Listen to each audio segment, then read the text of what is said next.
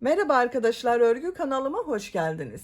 Minik kız bebeklerimiz için hem kolay hem de güzel bir bebek takımı yaptım. Bakın bu şekilde çok güzel bir şapka var. Çok güzel tığ işi yaptığım ayakkabı var bakın böyle. Bir de bunlara takım olarak bu şekilde çok güzel bir elbise var arkadaşlar. Uzun kollu bir elbise yaptım. Bakın arkadan düğmeyle yaptım. Mini minik bir elbise arkadaşlar. Ben bugün bu takımı 3-6 aylık bebek ölçüsüne göre yaptım arkadaşlar. Siz de böyle güzel bir takım yapmak isterseniz tığ işi ayakkabı ve tığ işi şapka anlatımlarını yaptım. YouTube kanalıma yükledim.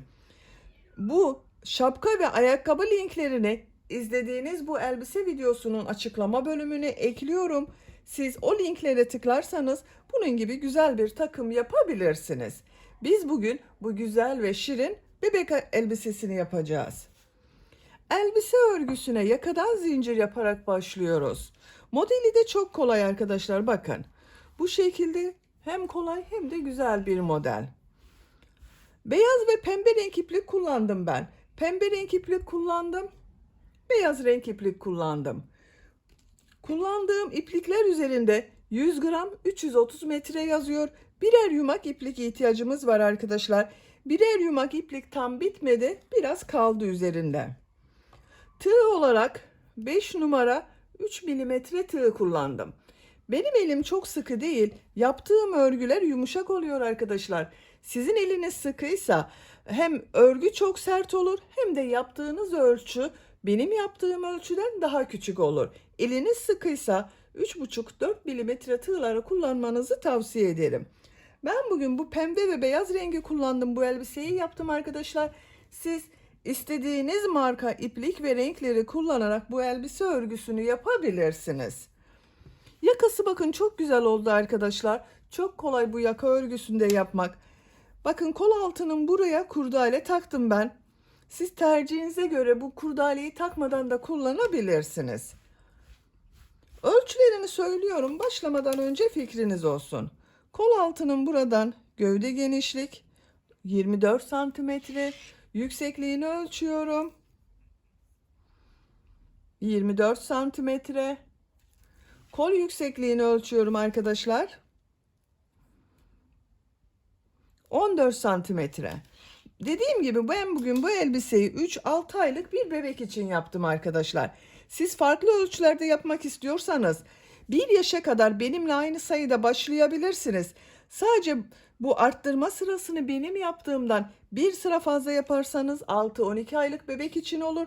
2 sıra fazla yaparsanız da 1-2 yaş arası çocuklarınız için olacaktır.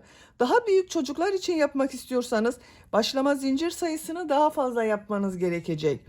Yeni doğan bebek için de bu zincir sayısını daha az yaparsanız daha küçük elbise elde edersiniz. İplik tığı hazırlayalım. Hep birlikte bu güzel ve kolay elbise örgüsüne başlayalım. Örgü kanalıma abone değilseniz abone olmayı unutmayın lütfen. Örgü kanalıma abone olmak ücretsiz. Örgü kanalıma ücretsiz abone olup orada bulunan zil şeklini dokunarak açık yaparsanız kanalıma video yüklediğim zaman ilk önce size bildirim gelir. Örgülerimden herkesten önce sizin haberiniz olur. İzlediğiniz videolarıma beğeni ve yorumlarınızı yaparsanız çok sevinirim arkadaşlar. Hepinize kolay gelsin. İyi çalışmalar.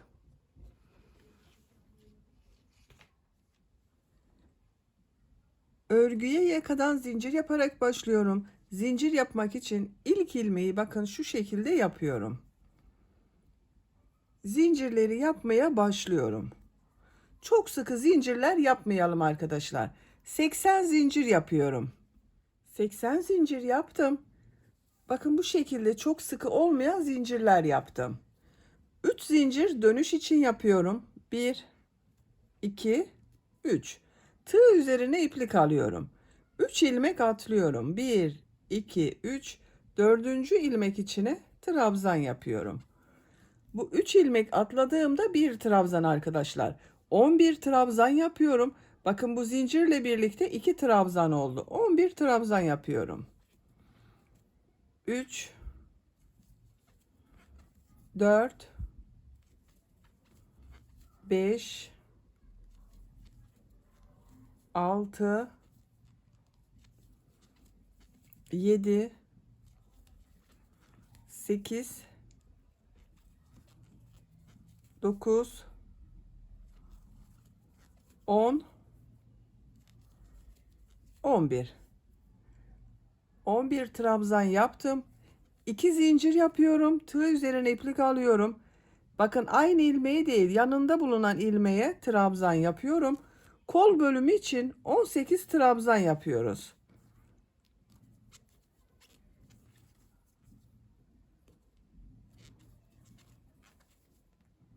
Bakın 3 trabzanı yaptım. 18 trabzanı tamamlayalım. Kol bölümü için 18 trabzan yaptım. 2 zincir yapıyorum. Tığ üzerine iplik alıyorum. Diğer ilmek içine trabzan yapıyorum. Diğer ilmekleri de trabzan yaparak devam ediyorum. 22 trabzan yapalım. 22 trabzanı yaptım. 2 zincir yapıyorum. Diğer kol bölümü için 18 trabzan yapıyorum. Bakın bu kolda 18 trabzan yaptım. Bu kol içinde 18 trabzan yapıyorum. Diğer ilmeğe trabzanı yapıyorum.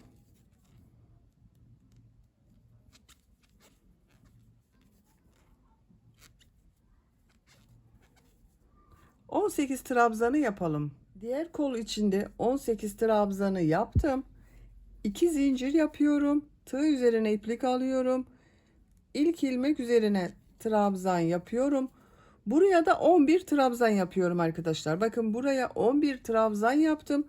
Burayı da 11 trabzan yapıyorum. 1, 2, 3, 4, 5, 6, 7, 8, 9, 10, 11. 11 trabzan yaptım. Bakın arkadaşlar, bu sırada yaka ayrımlarını yaptım. Buralara 11 trabzan yaptım. Kol için 18 trabzan yaptım. Bunun ikisinin toplamı olan buraya da 22 trabzan yaptım. Siz bunu yeni doğan bebek için yapıyorsanız buraları 9 trabzan yapabilirsiniz. Bunun toplamı olarak burayı 18 trabzan yapabilirsiniz. Bu kol bölümlerini de 12-13 trabzan olarak yapabilirsiniz. Daha büyük çocuk için yapacaksanız da buraları kaç trabzan yaptıysanız buraya yaptığımız trabzanı 2 katı yapacaksınız arkadaşlar. 12 trabzan yaptıysanız burayı 24 trabzan, kol bölümünde 20-22 trabzan yapabilirsiniz. Şimdi ikinci sıradayız. Bir zincir yapıyorum, örgüyü çeviriyorum. İlk ilmek üzerine trabzan yapıyorum. Diğer ilmekleri de trabzan yaparak devam ediyorum. Bu arttırma yapacağımız 2 zincire kadar devam edelim. Arttırma yapacağım yere kadar bakın trabzanları yaptım. 11 trabzan yaptım buraya arkadaşlar. Tığ üzerine iplik alıyorum. Bu arttırma yerine bir trabzan, 2 zincir, bir trabzan yapıyorum.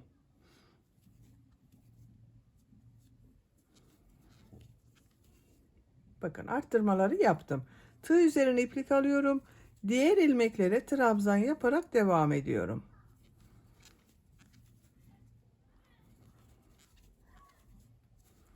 Arttırma yerine kadar devam edelim. Diğer arttırma yerine kadar trabzanları yaptım. Buraya bir trabzan, 2 zincir, bir trabzan yapıyorum.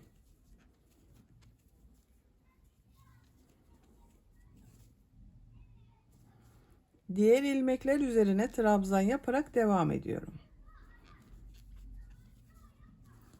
Arttırma yerine kadar devam edelim. Diğer arttırma yerine kadar trabzanları yaptım. Buraya bir trabzan, 2 zincir, bir trabzan yapıyorum.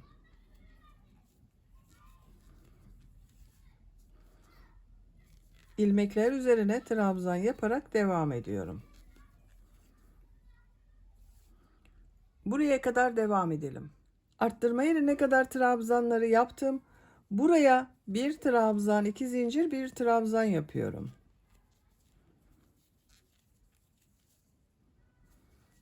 Diğer ilmeklere trabzan yaparak devam ediyorum. Sıra sonuna kadar devam edelim. Sıra sonuna kadar tamamladım. Son ilmeği bir önceki sırada 3 zincir atlayarak yaptığım bir trabzan vardı. Bunun son zincir üzerine bakın tığ takıyorum. Trabzan yapıyorum. 2 sırayı tamamladım arkadaşlar. Görüntü olarak bakın bu şekilde oldu. 3. sıradayım. 3. sırada pembe renkli iplik ile bir sıra sık iğne yapıyorum.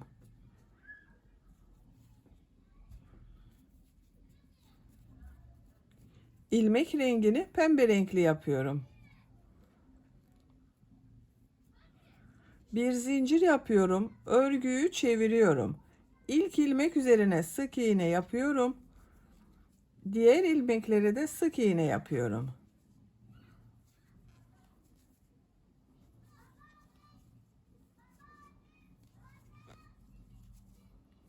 Arttırma yerine kadar devam edelim. Arttırma yerine kadar bakın sık iğneyi yaptım. Buraya bir sık iğne, 2 zincir, bir sık iğne yapıyorum arttırma yerine.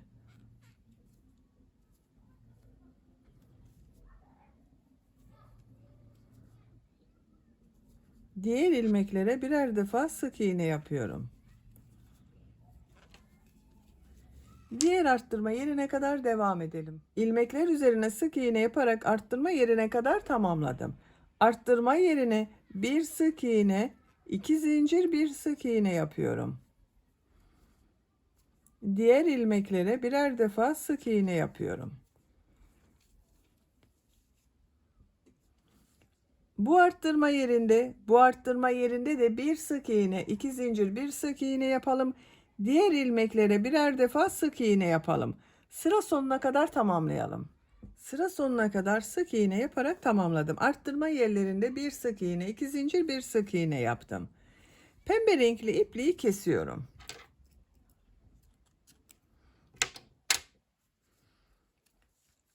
Dördüncü sıradayım. Dördüncü sırada beyaz renkli iplik ile trabzan sırası yapıyorum. Bakın beyaz renkli ipliği burada bekletiyordum. Bu ilk ilmeğe tığı takıyorum. Beyaz renkli ipliği ilmek yapıyorum bakın burada. Bir zincir yapıyorum. Tığ üzerine iplik alıyorum. İlk ilmek üzerine trabzan yapıyorum. Diğer ilmeklere trabzan yaparak devam ediyorum. Trabzan sırası yapıyoruz. Arttırma yerine kadar devam edelim. Arttırma yerine kadar trabzanı yaptım. Bu arttırma zincirinin üzerine bir trabzan, 2 zincir, bir trabzan yapıyorum. Diğer ilmeklere birer defa trabzan yapıyorum. Bakın arkadaşlar. Arttırma yerlerinde bir trabzan, 2 zincir, bir trabzan yapalım. Diğer ilmeklere birer defa trabzan yapalım. Bu trabzan sırasını 2 sıra yapalım. Daha sonra tekrar pembe renkli sık iğne yapacağız arkadaşlar.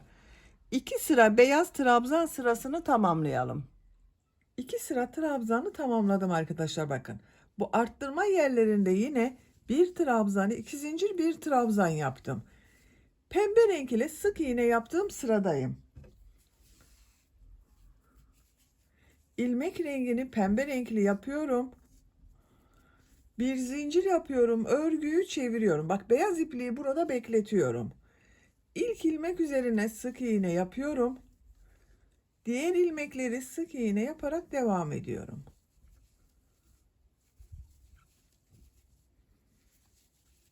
Arttırma yerine kadar devam edelim. Sık iğne yaparak buraya kadar tamamladım. Bu 2 zincir üzerine bir sık iğne, 2 zincir, bir sık iğne yapıyorum. Diğer ilmeklere sık iğne yaparak devam ediyorum.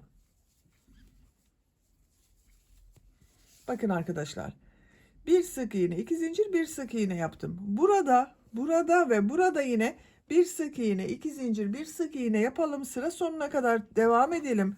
Sonraki sırada bu ipliği bak şuradan Burada yaptığımız gibi üst ilmeğe alalım. Bak şu şekilde ilmek yapalım. Bir zincir yapıp trabzan sırası yapalım. 2 sıra trabzan sırası, bir sıra sık iğne yapıyorum. Arttırma yerlerinde hep bak, bir trabzan, 2 zincir, bir trabzan, bir sık iğne, 2 zincir, bir sık iğne olarak yapıyorum. Yaka örgüsünü yapacak olduğunuz çocuğun büyüklüğüne göre arttırmalar yaparak tamamlayalım. Yaka örgüsünü her sırada arttırmalar yaparak yapacağım ölçüye göre tamamladım. Kaç sıra yaptığımı sayıyorum. Bak 3 sıra pembe renk iplik ile sık iğne yaptım. 2, 4, 6, 8 sıra beyaz renk iplik ile trabzan sırası yaptım. Santimetre olarak ölçüyorum. 9 santimetre yükseklik var. Benim yapacağım ölçü için bu yeterli. Siz biraz büyük olsun istiyorsanız 1 veya 2 sıra arttırmalara devam edebilirsiniz. Bak bu sırada bir sıra pembe renk iplik ile sık iğne yapıp bir sırada trabzan sırası 1-2 sıra devam ederseniz daha büyük ölçüde olur arkadaşlar. Açık olarak görelim, bakın bu şekilde. Bu sırada kolları gövdeden ayırıyorum. Örgüye artık gövdenin örgüsüyle devam ediyorum. Bir zincir yapıyorum, örgüyü çeviriyorum. İlk ilmek üzerine trabzan yapıyorum. Diğer ilmeklere trabzan yaparak devam ediyorum. Bu arttırma yaptığımız yere kadar devam edelim. Arttırma yapacağım yere kadar bak tamamladım. Bu arttırma yerine 2 trabzan yapıyorum.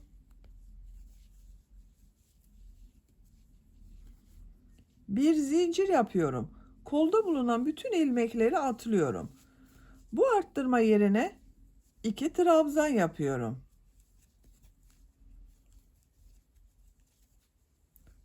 Diğer ilmeklere trabzan yaparak devam ediyorum.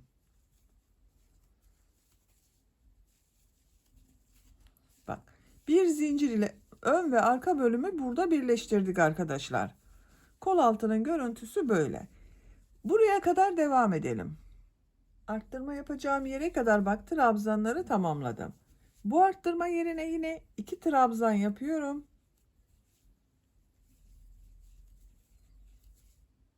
Bir zincir yapıyorum. Tığ üzerine iplik alıyorum.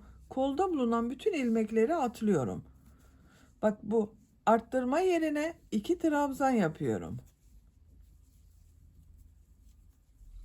Diğer ilmeklere trabzan yaparak devam ediyorum.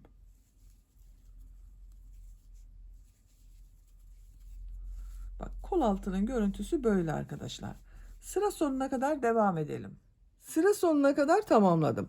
Bu sırada kol bölümlerini gövde bölümünden ayırdık. Bak ön ve arka bölümü kol altında birleştirdik arkadaşlar. Bu sıra sonunda bulunan ilmek ile ilk ilmeği de birleştirerek artık örgüye tek parça şeklinde devam ediyorum. Bak ilk başta bulunan bu ilmeğe tığ takıyorum. İplik aldım. İlmek içinden çektim. Tığ üzerinde bulunan ilmekten de çektim arkadaşlar. Bakın burayı birleştirdim. Artık örgü tek parça olacak. Trabzan sırasının şeklinin değişmemesi için yine örgüyü değiştiriyorum. Bakın yuvarlak oldu ama 2 zincir yapıyorum. Örgüyü çeviriyorum. Yine trabzan sırası yapıyorum. İlk ilmek üzerine trabzan yapıyorum. Diğer ilmeklere de trabzan yaparak devam ediyorum.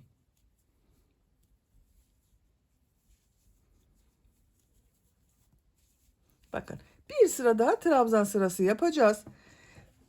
Her ilmeğe birer defa trabzan yapalım. Bakın bu kol altında bulunan ilmeğe de bir trabzan yapıyoruz. İsterseniz buraya 2 trabzan da yapabilirsiniz arkadaşlar. Biraz geniş olsun derseniz bu kol altında bulunan ilmeğe 2 trabzan yapabilirsiniz. Sıra sonuna kadar devam edelim. Sıra sonuna kadar tamamladım. Son ilmeği ilk yaptığım, bakın bu 2 zincir yaparak yaptığım bir ilmek var. Bununla ilmek kaydırma yaparak birleştiriyorum. Beyaz ipliği kesiyorum.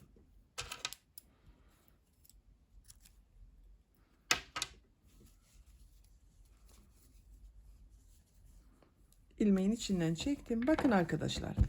Görüntüsü böyle oldu. Şimdi elbisenin model bölümünü yerleştiriyorum. Model bölümünü pembe renkli yapıyorum. Siz bu robayı ne renk yaptıysanız o renk yapabilirsiniz arkadaşlar. İsterseniz beyaz olarak da modele devam edebilirsiniz. Ben pembe renkli yapmayı tercih ediyorum. Bakın. Bu ilmekten bir ilmek yapıyorum. Birleştirme yaptığım yerden 3 zincir yapıyorum. 1 2 3. Tığ üzerine iplik alıyorum. Bir ilmek atlıyorum. İkinci ilmek içine 3 trabzan, 2 zincir, 3 trabzan yapıyorum. Bu bir trabzan olacak. Bakın 3 zincir yaptım, bir trabzan oluyor o.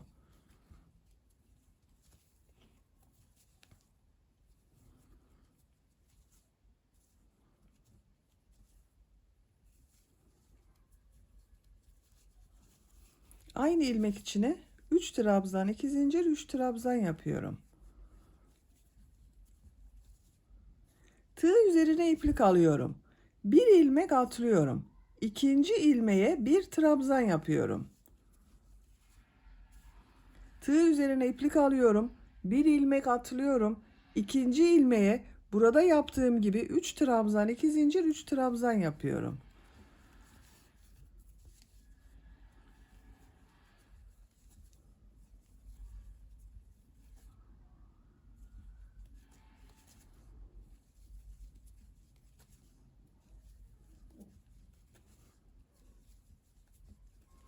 Üç trabzan, 2 zincir, 3 trabzan yaptım. Tığ üzerine iplik alıyorum. Bir ilmek atlıyorum. İkinci ilmeğe bir trabzan yapıyorum. Tığ üzerine iplik alıyorum. Bir ilmek atlıyorum. İkinci ilmeğe 3 trabzan, 2 zincir, 3 trabzan yapıyorum.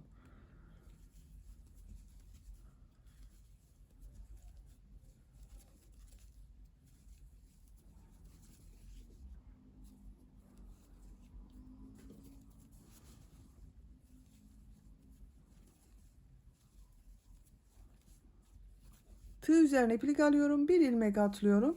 Bir trabzan yapıyorum. Bakın modeli bu şekilde. Sıra sonuna kadar devam edelim. Modelleri yaparak sıra sonuna kadar tamamladım. Son modeli de bakın bu ilmeğe yaptım. Arada ilmek kalmadı trabzandan önce bakın. Modelden önce de ilmek atlamadım. Model denk gelmesi için ikinci ilmeğe bakın modeli yerleştirdim. Bu model ile ilk yaptığım bu 3 zincirden oluşan trabzanı ilmek kaydırma yaparak birleştiriyorum. Bakın sırayı birleştirdim. Bir sıraya kaç model yaptığımı sayıyorum. 2, 4, 6, 8, 10, 12, 14, 16, 18, 20, 22, 24 model. Bir sırada 24 model var. Bakın görüntüsü böyle oldu arkadaşlar. İkinci sıradayız. Model sırasının ikinci sırasındayız. Bir zincir yapıyorum. Tığ üzerine iplik alıyorum. Bu sırada bu tek yaptığım trabzanları boşluktan alarak trabzan yapıyorum. Model ortasında bulunan 2 zincir üzerine de 3 trabzan, 2 zincir, 3 trabzan yapıyorum. Bakın bu ilk 3 zincir yaparak yaptığım trabzanı şu şekilde tığ boşluğa takıyorum. İlmek aldım. Trabzan yapıyorum. Çok sıkı yapmıyorum bu trabzanı. Tığ üzerine iplik alıyorum. Model ortasına 3 trabzan, 2 zincir, 3 trabzan yapıyorum.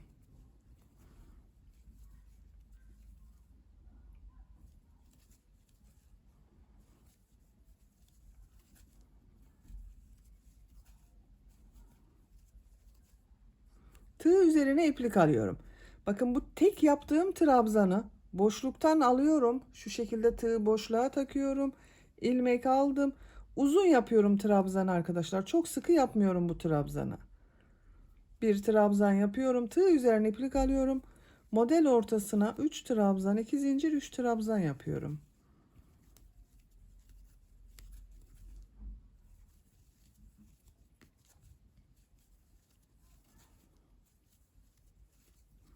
İkinci modeli yaptım. Tığ üzerine iplik alıyorum. Bu trabzanı boşluktan alıyorum. Trabzan yapıyorum. Model ortasına 3 trabzan, 2 zincir, 3 trabzan yapıyorum.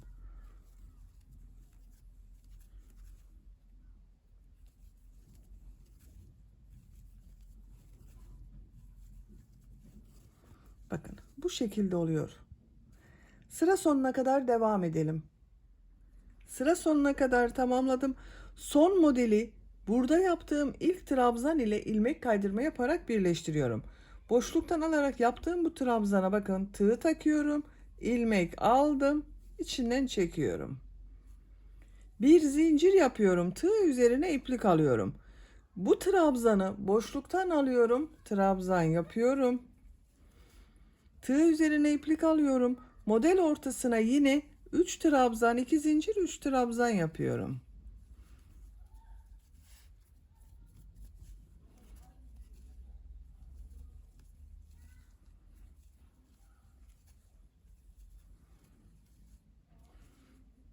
Bu trabzanı boşluktan alıyorum, trabzan yapıyorum. Bakın bunu uzatarak yapıyorum arkadaşlar. Diğer model ortasına da 3 trabzan, 2 zincir, 3 trabzan yapıyorum.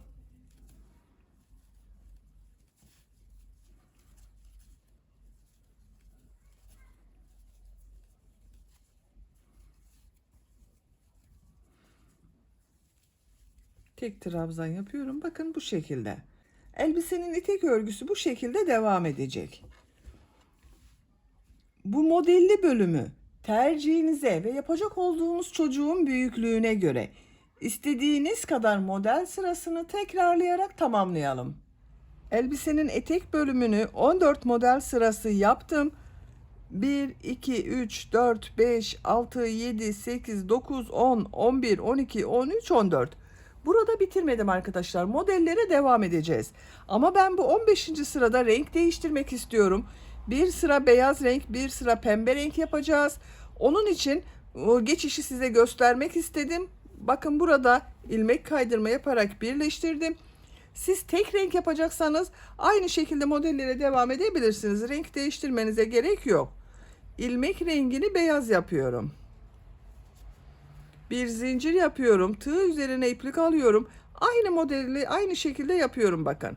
Boşluktan alıyorum. Trabzan yapıyorum. Tığ üzerine iplik alıyorum. Pembe renkli ipliği bekletiyorum. Bir sonraki sırada pembe renkli iplik ile devam edeceğiz. Tığ üzerine iplik alıyorum. Model ortasına 3 trabzan, 2 zincir, 3 trabzan yapıyorum.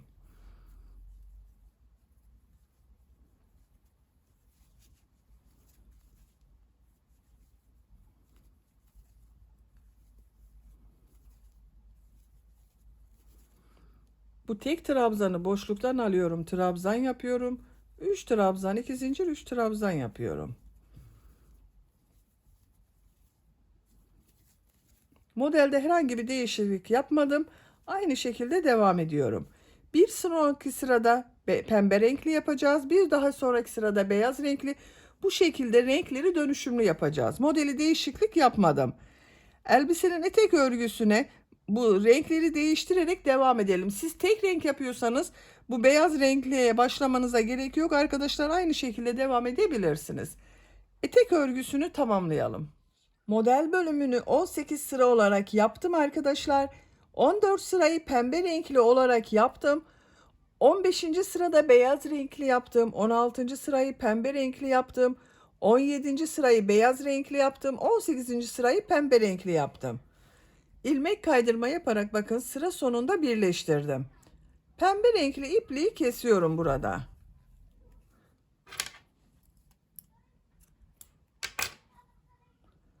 Beyaz renkli ipliği burada bekletiyorum. Bakın buradan beyaz renkli iplik ile bir ilmek yapıyorum. Bir zincir yapıyorum. Tığ üzerine iplik alıyorum. Bu model ortasında bulunan 2 zincir üzerine 4 trabzan yapıyorum.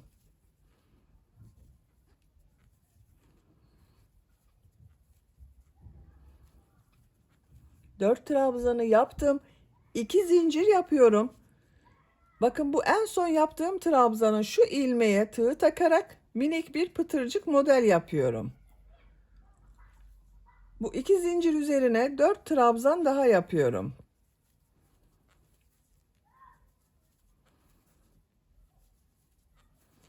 Bakın bu şekilde model yapıyoruz. Bir zincir yapıyorum. Bu boşluktan alarak yaptığım trabzanı ilmek üzerine sık iğne yapıyorum. Bir zincir yapıyorum. Diğer model ortasına 4 trabzan yapıyorum.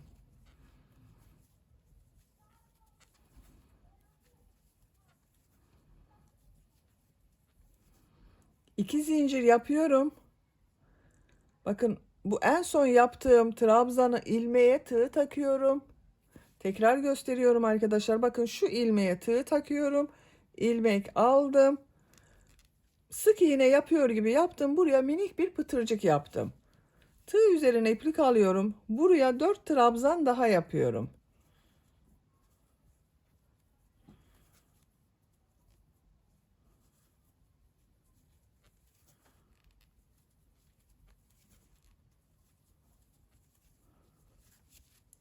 Bakın ikinci modeli yaptım. Bir zincir yapıyorum. Bu tek trabzan üzerine sık iğne yapıyorum. Bir zincir yapıyorum. Diğer modele 4 trabzan yapıyorum. Bakın bu şekilde model oluşuyor. Pıtırcıklı model. Sıra sonuna kadar devam edelim. Modelleri sıra sonuna kadar yaptım. Bir zincir yapıyorum. Bu ilk yaptığım ilmek ile ilmek kaydırma yaparak birleştiriyorum. İpliği kesiyorum. Ben ipliği kestim. İlmek içinden çekiyorum. Bakın arkadaşlar birleştirdiğim yerin görüntüsü böyle. Böylece bakın etek bölümünü bitirdim. Elbisenin etek bölümünü, gövde bölümünü bitirdik. Şimdi kollarını yapalım. Ben kol örgüsünün birisini bakın bu şekilde hazırladım. Diğer kol örgüsünü sizinle birlikte başlayalım. İki kolun örgüsü de aynı oluyor. Kol altından başlıyorum. Kol altında bulunan ilmeğe iplik bağlıyorum. Buradan bir ilmek yapıyorum. Tığ üzerine iplik alıyorum. Bakın şu şekilde tuttum. Arttırma yerine bir trabzan yapıyorum. İplik ucunu içeride tutuyorum. Diğer ilmeklere birer defa trabzan yapıyorum. Her ilmek üzerine bir trabzan yapıyorum.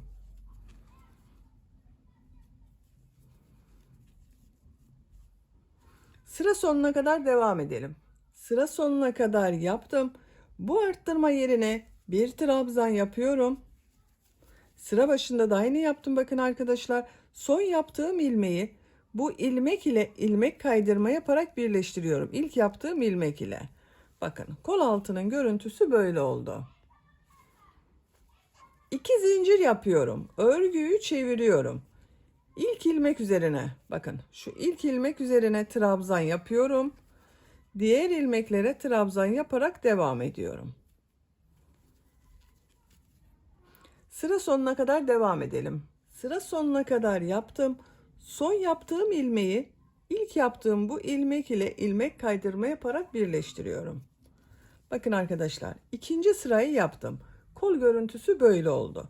Ben kol örgüsünü trabzan olarak devam ediyorum. Bak bunda olduğu gibi.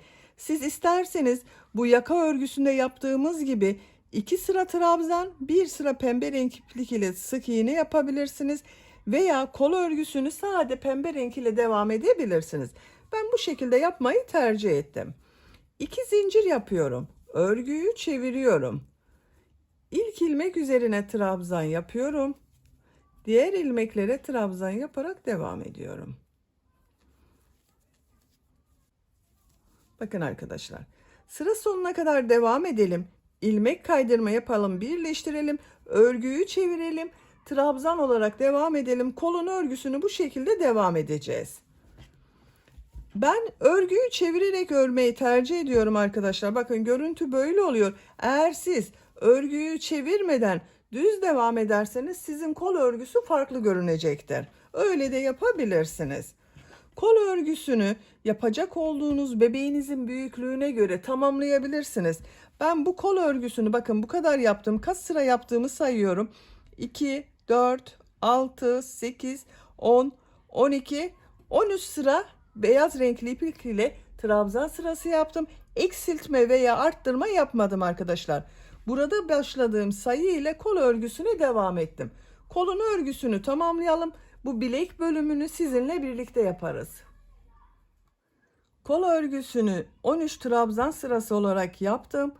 1, 2, 3, 4, 5, 6, 7, 8, 9, 10, 11, 12, 13.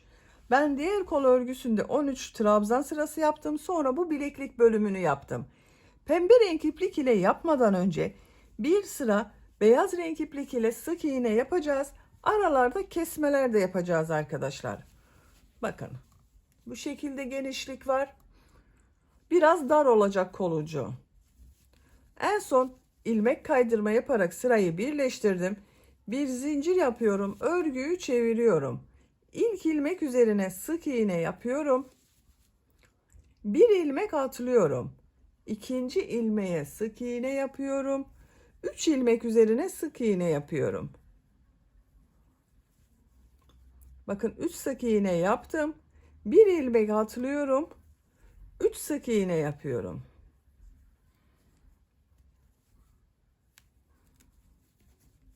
Bir ilmek atlıyorum.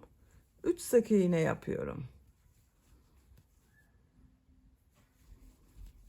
Bir ilmek atlıyorum. 3 sık iğne yapıyorum. Bakın bu şekilde.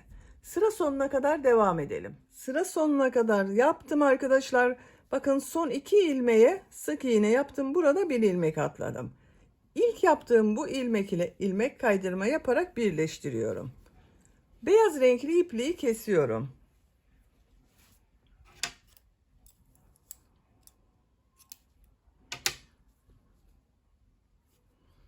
Bakın. Arada atlamalar yaptım. Kol ucu biraz toparladı bakın. Diğer kol örgüsünde bakın uç bölümde bileklik bölümünü pembe renkli yaptım. Bu sırada pembe renk iplik ile sık iğne yapıyorum. Bu ilmekten pembe renk iplik ile ilmek yapıyorum. Bir zincir yaptım, sağlamlaştırdım. Aynı ilmek içine sık iğne yapıyorum. Her ilmek üzerine bir sık iğne yapıyorum. Bu sırada eksiltme yapmıyorum arkadaşlar. Her ilmeğe bir sık iğne yapıyorum. İplik ucunu da içinde tutuyorum bakın. Sıra sonuna kadar devam edelim. Sıra sonuna kadar yaptım. Son ilmeğe bakın sık iğne yaptım. İlk yaptığım ilmek ile ilmek kaydırma yaparak birleştiriyorum. Bakın pembe renk iplik ile bir sıra sık iğne yaptım. Bu sırada eksiltme veya arttırma yapmadım arkadaşlar. Bir zincir yapıyorum. İlk ilmek üzerine sık iğne yapıyorum. Diğer ilmeklere sık iğne yaparak devam ediyorum. Sıra sonuna kadar devam edelim. Sıra sonuna kadar tamamladım. Son ilmeği ilk ilmek ile ilmek kaydırma yaparak birleştiriyorum. 2 sıra pembe renk iplik ile sık iğne yaptım. Bakın görüntüsü böyle oldu arkadaşlar. Ben bir sıra daha sık iğne yapmak istiyorum. Ama siz tercihinize göre burada bitirebilirsiniz. 2 sıra yeterli olabilir. Bir zincir yapıyorum. Aynı ilmek içine sık iğne yapıyorum. Diğer ilmeklere sık iğne yaparak devam ediyorum. Sıra sonuna kadar devam edelim. Sıra sonuna kadar tamamladım. Son ilmeği ilk ilmek ile ilmek kaydırma yaparak birleştiriyorum. İpliği kesiyorum.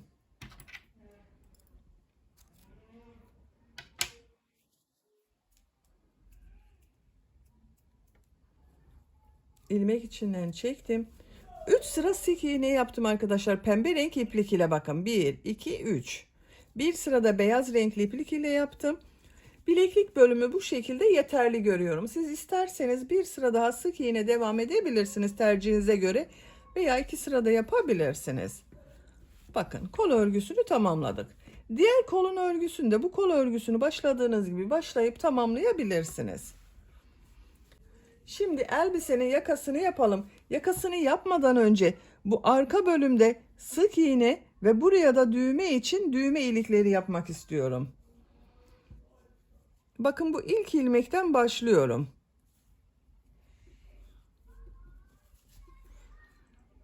Bir zincir yaptım, sağlamlaştırdım. Sık iğne yapıyorum. İlmekler üzerine sık iğne yapıyorum.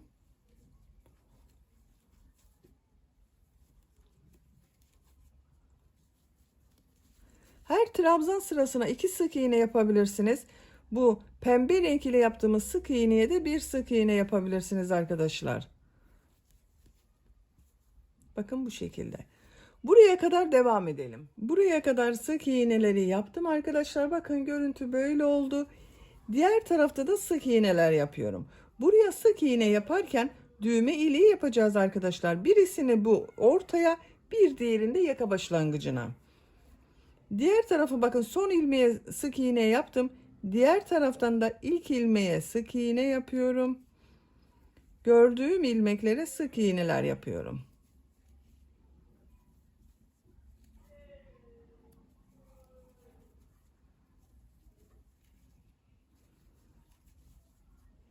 Bakın bu ilmeğe sık iğne yapıyorum. Düğme iliği için 6 zincir yapıyorum. 6 zinciri yaptım. Aynı ilmeğe sık iğne yapıyorum. Bakın bu şekilde bir düğme iliği oldu. Ben bugün bu şekilde ince bir düğme dikiyorum bu elbiseye arkadaşlar. Bakın düğmenin geçeceği şekilde. Siz daha büyük düğme kullanıyorsanız bunu 7 zincir yapabilirsiniz. Diğer ilmeklere sık iğne yaparak devam ediyorum.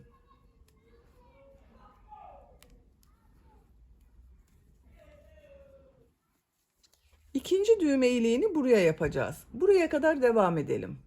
Buraya kadar sık iğneyi yaptım. Bakın bir düğme iliği buraya yaptım. İkinci düğme iliğini buraya yapıyorum. Düğme iliği yapmak için 6 zincir yapıyorum.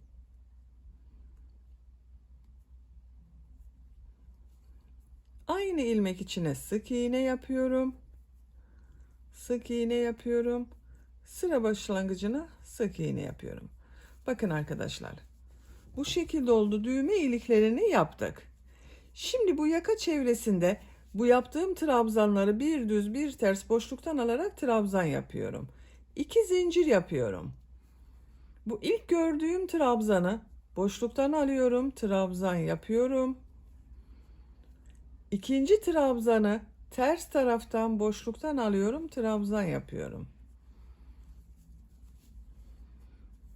Bakın bu trabzanı düz taraftan şu şekilde boşluktan alıyorum, trabzan yapıyorum. Ters taraftan boşluktan alıyorum, trabzan yapıyorum. Bir düz bir ters boşluktan alarak trabzan yapıyoruz.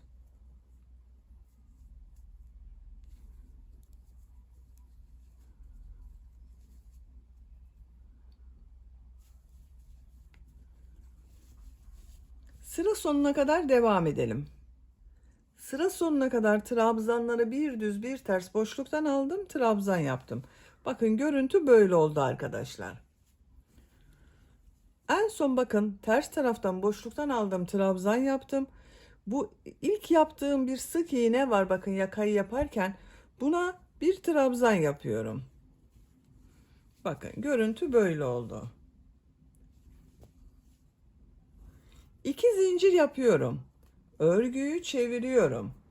Bu sırada bu yaptığım trabzanları nasıl görüyorsam o şekilde boşluktan alıyorum, trabzan yapıyorum. İlk bakın düz görüyorum. Düz taraftan boşluktan alıyorum, trabzan yapıyorum. Ters tarafta görüyorum. Ters taraftan boşluktan alıyorum, trabzan yapıyorum.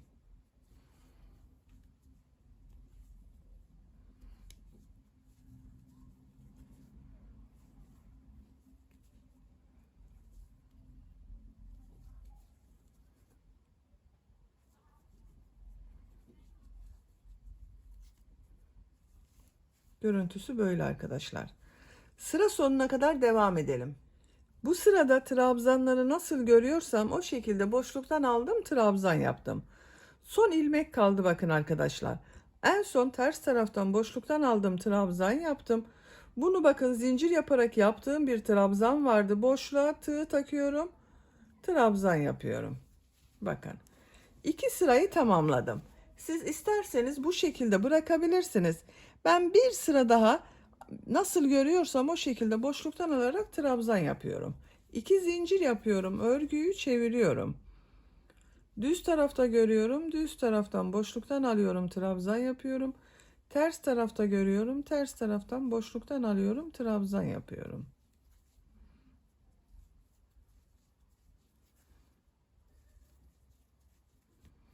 Bakın bu şekilde. Sıra sonuna kadar devam edelim. Sıra sonuna kadar tamamladım. 3 sıra bir düz bir ters örgüler yaptım arkadaşlar. İpliği kesiyorum.